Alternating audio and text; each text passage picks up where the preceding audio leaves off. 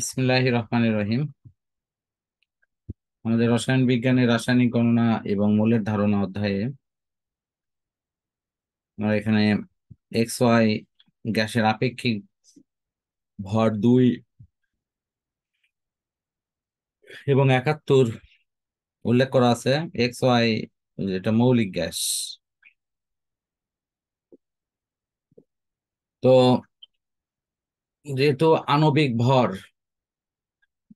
তার মানে অণু আকারে H2Cl2 35.5, এটাকে 2 দিয়ে গুণ করলে 71 হয়। বিক্রিয়া করে যে গ্যাসটা উৎপন্ন হচ্ছে সেটা হলো HCl।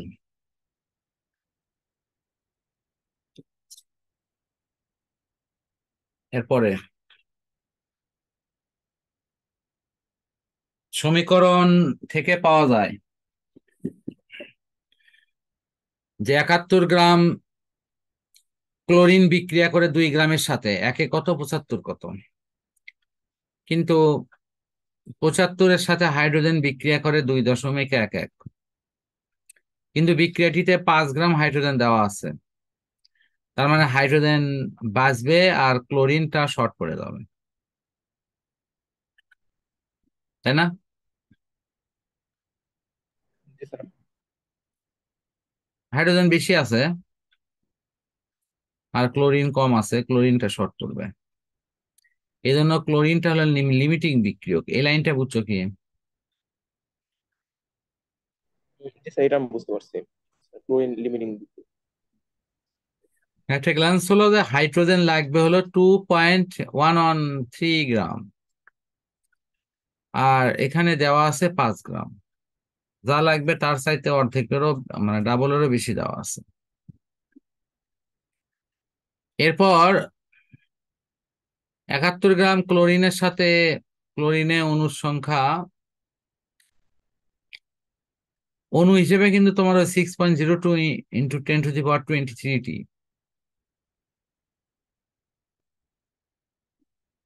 একে কত, 75-এ কত?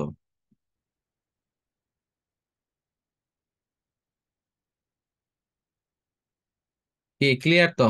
জি। জি স্যার, ক্লিয়ার। ক নম্বর থেকে পাওয়া যাচ্ছে 75 গ্রাম ক্লোরিন বিক্রিয়া করে এত গ্রাম হাইড্রোজেনের সাথে, কিন্তু হাইড্রোজেন দেওয়া আছে এত গ্রাম। এক্সট্রা বা অব্যবহৃত হাইড্রোজেন হলো 2.887। তো 2 গ্রাম গ্যাসে 1 মোল, 1 গ্রামে কত? ওই যে পরিমাণ পরিত্যক্ত মানে এক্সট্রা গ্যাস আছে সেটাতে কত?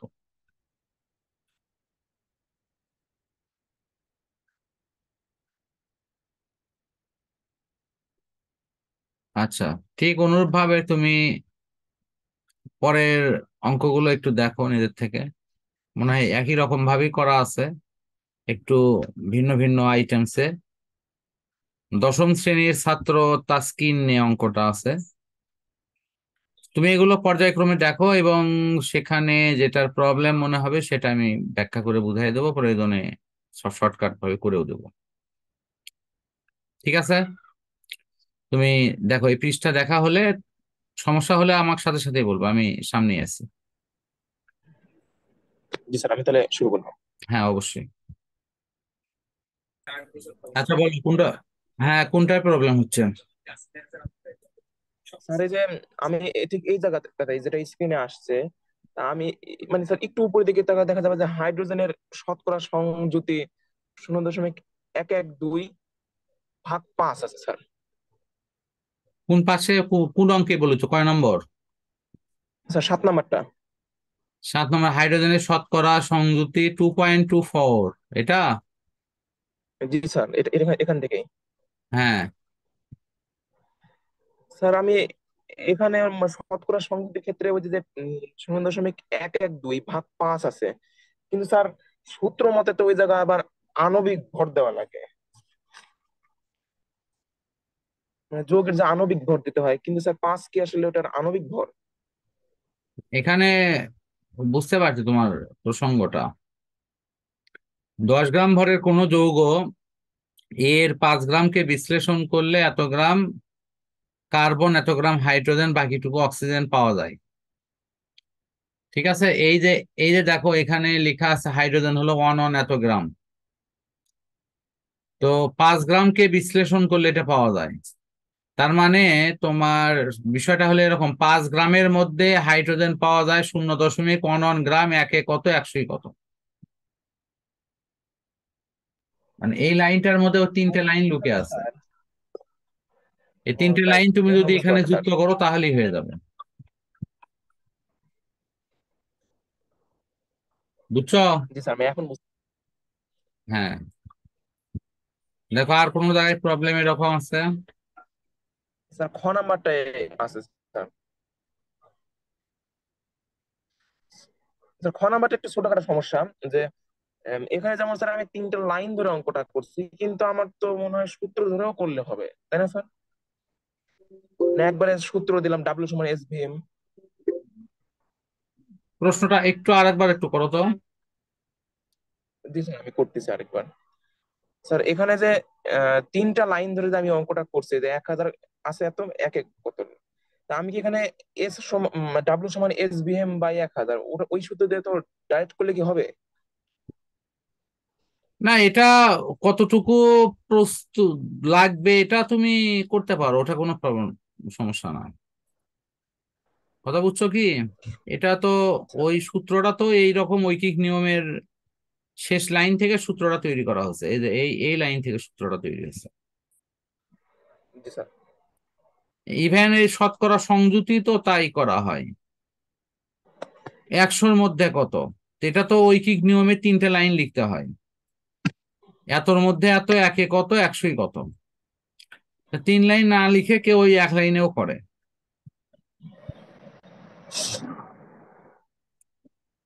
ওটা কোনো সমস্যা না। বলো তারপরে।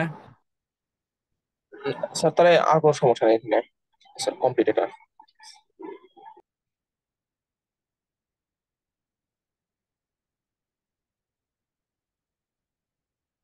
হ্যাঁ, পরের পৃষ্ঠা দেখো লেখা আছে দুইটি দ্রবণ মিশালে যে লবণ পাওয়া যায় তার শতকরা সংযুতি।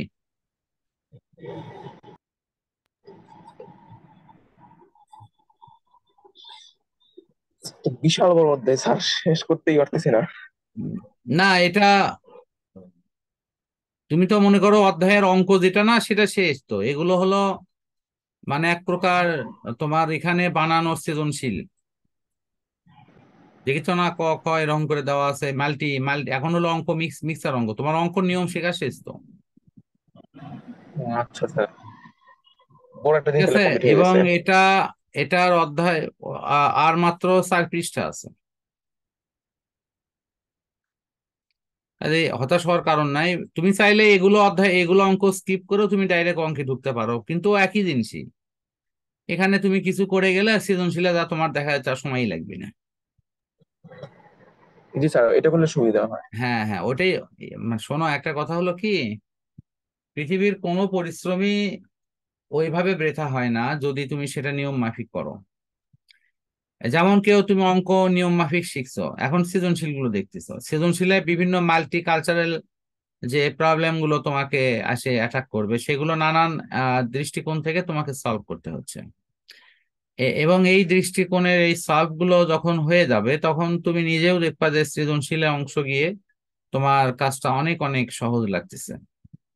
আর এখানে তুমি যে থিতিয়ে থিতিয়ে শিখতেছো, যে নিজে প্রশ্ন ভালো করে দেখছো, তারপরে উত্তরটা মিলাচ্ছো, দেন আহ মানে কেন হচ্ছে কেন হচ্ছে না সেটার ব্যাখ্যা নিচ্ছ, এই থিতিয়ে পড়ার সুযোগ কতজনের হয়? আর কতজনই বা করে এরকম? এই সংখ্যাটা খুবই কম। জি স্যার। ম্যাক্সিমামই আছে কি দেখবে যে অঙ্ক পারে, বাট ভিতরের কিছু জিজ্ঞেস করলে কিচ্ছু বোঝে না, কয় স্যার ইনকে করে করাচ্ছে, আমি ওইরকম করে করছি। জড়তা থেকে যায় একটা। হ্যাঁ হ্যাঁ, না ওই স্যার এরকম করে করাছে ওই রকম করে করছি, শুধু ওই অঙ্কটাই যদি ঘুরিয়ে আর এক রকম ভাবে দেওয়া হয় আর দেখবে যে ওটা করতে পারছে না। তো আহ কাজে ওটা নিয়ে হতাশ হয়ে না। তোমার ধরো গাণিতিক অধ্যায়টা, এই অধ্যায়টার গুরুত্ব আরেকটা জায়গায় কোথায়, এই যে তোমার বিশেষ করে 3 থেকে শুরু করে 5 পর্যন্ত যে অধ্যায়গুলো আছে, কোনো কোনো ক্ষেত্রে 7-8 পর্যন্ত, অর্থাৎ 3 থেকে মোটামুটি 8 পর্যন্ত যে অধ্যায়, বিশেষ করে 3 থেকে 5 এই অধ্যায়গুলোর সাথে এই অঙ্কর অধ্যায়টা মিক্সার করে আসে। যে মিক্সার করে আসা প্রশ্নর কিন্তু একটা বিপদ আছে। সেই বিপদটা হলো যে তুমি অনেক কষ্টে পঞ্চম অধ্যায়ের সব প্রশ্ন পড়ছো, পড়ে দেখা গেছে একটা প্রশ্ন কমন হয়েছে, ভালো, তো তুমি লিখবা, কিন্তু লিখতে গিয়ে দেখতেছো তুমি লিখবা কি, কিভাবে লিখবা, কাকে লিখবা, কি করবা, মানে এই নানান তালগোল পাকিয়ে যেয়ে দেখা যায় সে কিছুই আর শেষ পর্যন্ত ঠিক মতো করে না। বুঝতে পারছো কি? তো এই যে জি প্রবলেম স্যার। গুলো, এগুলো ইনশাল্লাহ তোমার উত্তরণ হয়ে যাচ্ছে, একটু ধৈর্য নিয়ে কাজটা করো। একটা কথা মাথায় নিও যে এই যে আমরা কৃষকেরা যখন জমি চাষ করে, যে কৃষক একটা জমি চাষ করার সময় যদি সেই কথা চিন্তা করে যে এই জমিটা আমি এত ভালো করে কেন 3-4 বার চাষ দেব, তার চেয়ে এবড়া থেবড়া করে একবার খালি চাষ দিয়ে আমি তাড়াতাড়ি করে অন্য জমি যাব, তারপরে অন্য জমি যাব, তোমার জমি চাষ হয়তো অনেকগুলো হলো, কিন্তু অ্যাপ্রোপ্রিয়েট হলো কি? না স্যার, বিধি বুঝে তো ঝামেলা আরেকটা, থাকবো। এইটার দুইটা প্রবলেম তৈরি হবে, এই মাত্র কয়েকদিনের ব্যবধানে দেখবে যে যেটুকু চাষ করেছিলে সেই চাষও আর তোমার ঠিক নাই, কারণ ঘাস যেহেতু ঠিক মতো বাছা হয়নি, ওই ঘাস ওই চাষের জায়গাটুকু কভার করে ফেলবে। ফলে তোমার ক্ষতি, লাভের বিষয়টা তখন মূল্যায়ন করে দেখবে যে এটা তোমার যথেষ্ট ক্ষতির কারণ হয়ে গেছে। তার মনে হয় যে এই এই জন্য আমাদের নীতিমালা হলো এটাই যে তুমি পড়া পড়ো, তোমার সাধ্যর মধ্যেই পড়ো, বাট আমি বলবো যে তুমি একসাথে 5টা প্রশ্ন না পড়ে প্রশ্ন দুটো পড়ো, বাট ওই প্রত্যেকটা প্রশ্ন 3-4 বার করে প্র্যাকটিস করো, উদাহরণ দেখো, বোঝো। আম, এর অর্থ হচ্ছে যে পড়ার পরিমাণ কম, বাট তার কোয়ালিটিটা কিন্তু অনেক বেটার করতে হবে। অর্থাৎ আমি যদি পড়ার যদি অ্যামাউন্ট বলি বা পরিমাণ বলি, যেটা আমরা কম্পেয়ার করি হলো আহ কোয়ান্টিটি দিয়ে, যে কোয়ান্টিটি না, আমার কথা হলো কোয়ালিটিটা মেইনলি দরকার। তুমি যদি একবার এই অঙ্কগুলো ভালো করে আত্মস্থ করতে পারো, এই এখনো প্রায় 1.5 বছর সময় পড়ে আছে, এই 1.5 বছরের মধ্যে এই অঙ্ক নিয়ে কোনো টেনশন করা লাগবে না, কোনো চিন্তা করা লাগবে না। কাজেই এটা নিয়ে কেন তুমি দুশ্চিন্তা করবা? আর এখন ভালো করে করলে না, তাড়াহুড়ো করে তুমি অধ্যায় 7-8 চলে গেলে, 2 দিন পরে দেখিছো এই অঙ্কগুলো তোমার মাথায় তো নাই, মানে কিভাবে করছিলাম সেটাও মনে নাই। তো তাহলে তো তখন মানে কি সমস্যা হবে একটু অনুমান করো। জি স্যার, তখন তো মানে বিভিন্ন জায়গায় আটকান লাগে পরীক্ষার হলে একদম। না, সাপোজ তোমার অধ্যায় মনে করো যে ক্লাস 9 পর্যন্ত 9টা অধ্যায় দিয়েছে, ঠিক আছে, বার্ষিক পরীক্ষায়। তুমি মনে করো 8টা কমপ্লিট করছো, আচ্ছা তুমি নিজেও তো বোঝো এটা, 8টা কমপ্লিট করলেও কিন্তু তোমার 9 অধ্যায় থেকে সর্বোচ্চ নয় একটা প্রশ্ন আসবে, আর বাকি 7টা প্রশ্ন তো 8 পর্যন্ত আসবে, কমন হবে তো।